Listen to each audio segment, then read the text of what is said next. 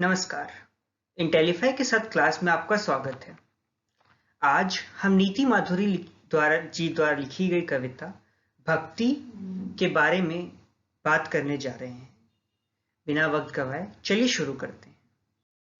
सर्वप्रथम हम कविता के शब्दार्थ पर नजर डालते हैं। कछोटी यानी कि लंगोटी, बिलोक्त यानी देखते हैं, कोटि यानी कि करोड़ों, लखूटी यानी लाठी, कामरिया यानी कंबल, बिसारो यानी भुला देना, तड़ाग यानी तालाब, निहारो यानी देखना, कोटिक यानी करोड़ों, कलधौत यानी सोना, करील यानी कि कीकर, कुंजन यानी कि कुंजों या झुरमटों पर, मानस यानी कि रामचरितमानस, घनेरे यानी कि अधिक या घने, कृषि यानी कि खेती, कादर यानी कायर, निधाना यानी खजाना, काम यानी इच्छा, दैव यानी भाग्य, नसाही यानी नष्ट होता है, अछत यानी अखंड, निदाना यानी अंत में, सरीस यानी समान, परहित यानी दूसरों की भलाई, आतप यानी धूप, अधमाई यानी नीचता और सुमति यानी कि अच्छे विचार। अब इस कविता के प्रश्न अभ्यास पर नजर डालते हैं। नीचे लिखी काव्य पंक्तियों के भाव स्पष्ट कीजिए। धूरी भरे अति शोभित श्यामजू, इसका भाव धूल से सने बालकृष्ण अत्यंत सुंदर लगते हैं। खेलत खात फिरो अंगना, पग पैजनी बाजिद पीरी कछौटी, बालकृष्ण आंगन में खेलते खाते फिरते हैं, उनकी लंगोटी पीली है, उनके पैरों में पैजनियां बजती हैं।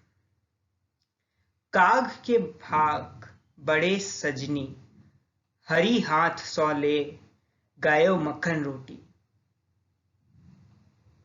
हरी हाथ सो लैब गयो माखन रोटी। रसखान कहते हैं कि कोई भी भाग्य बहुत अच्छे हैं जो भगवान के हाथ से माखन और रोटी छीन कर ले गया। रसकार कहते हैं कि कौवे की भाग्य बहुत अच्छे हैं जो भगवान के हाथ से माखन और रोटी छीन कर ले गया।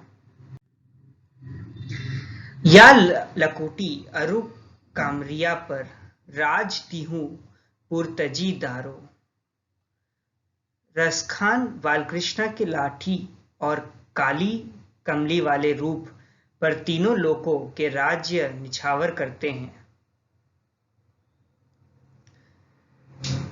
कोटि किए कलधौत के धाम, करेल की कुजन ऊपर वारो, रसखान कहते हैं कि करील के उन बगीचों जहां बालकृष्ण विचरण करते थे पर सोनों के करोड़ों महल निछावर हैं। समय चूकी पूनी का पछताना, समय निकल जाने पर पछताने की कुछ नहीं होता है। जे अचार सिन ते नर न घनेरे, दूसरों के उपदेश देने से पहले स्वयं उसका पालन करने वाला अधिक नहीं। कादर मन कहूं एक अधारा, कायरों का एक ही सहारा होता है। जहां कुमति तब विपत्ति निधान, जहां कुबुद्धि हो वहां विपत्तियों का अंबार होता है। तरु छाया सुख जानाई सोई, गर्मी से व्याकुल हुए व्यक्ति ही पेड़ की छाया का सुख जानते हैं। नीचे दिए गए भाव के संबंधित पद की क्रम संख्या लिखो। आलसी मनुष्य भाग्य का सहारा खोजते हैं, उपदेश देना सरल होता है, उनके अनुसार काम करना कठिन, जो काम समय से होता है वही अच्छा होता है, दूसरों का भला करना सबसे महान धर्म है, मनुष्य का शरीर गुण और ज्ञान का भंडार है। कष्ट झेलने वाला ही सुख का महत्व समझता है, और जहां अच्छा विचार होते हैं वहां संपन्नता होती है। इसका क्रम होगा, प्रथम, जो काम समय से होता है वही अच्छा होता है। उपदेश देना सरल होते हैं, उनके अनुसार काम करना कठिन, या 2 नंबर। आलसी मनुष्य ही भाग्य का सहारा खोजता है, 3 नंबर। फिर हम आते 4 नंबर, यानी कि मनुष्य का शरीर गुण और ज्ञान का भंडार है। 5 नंबर, कष्ट झेलने वाला ही सुख का महत्व समझता है। जहां अच्छे विचार होते हैं वहां संपन्नता होती है, 6 नंबर। दूसरों का भला करना सबसे बड़ा धर्म है, ये 7 नंबर। उत्तर दो।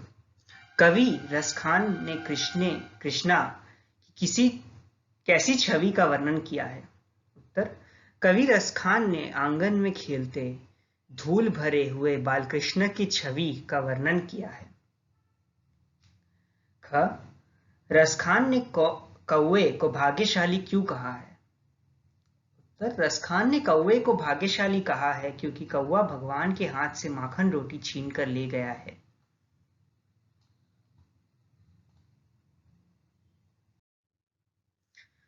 कवि तीनों लोकों का राज्य किस बात पर न्यौछावर करने को कह रहा है? बालकृष्णा के लाठी और काली कमली वाले रूप पर कवि तीनों लोकों का राज्य निछावर करने को तैयार है। तुलसीदास ने सबसे बड़ा धर्म और सबसे बड़ा अधर्म किसे बताया है? तुलसीदास ने दूसरों की भलाई, परोपकार करना सबसे महान धर्म और दूसरों को कष्ट देना सबसे बड़ा अधर्म और घोर नीचता का कार्य बताया है। पशु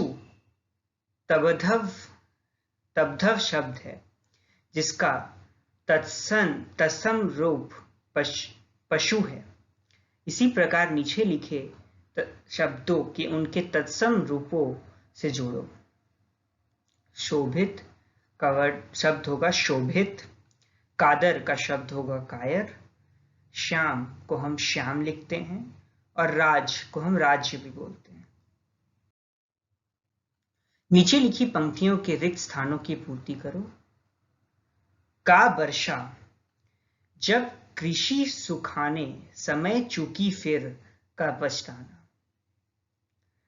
बिन संतोष न काम न साही, काम अछत सुख सपनेहु नाही। परहित सरिस धर्म नहीं भाई, पर पीड़ा सम नहीं अधमाई। नीचे लिखे शब्दों को उनके शब्द रूप के साथ मिलाकर लिखो। कृषि का शब्द होगा कृषि, पशु का पशु, संपत्ति का संपत्ति, कादर का कायर और मानुष का मनुष्य। इसी के साथ हम आज की क्लास समाप्त करते हैं। क्लास में बने रहने के लिए आपका शुक्रिया।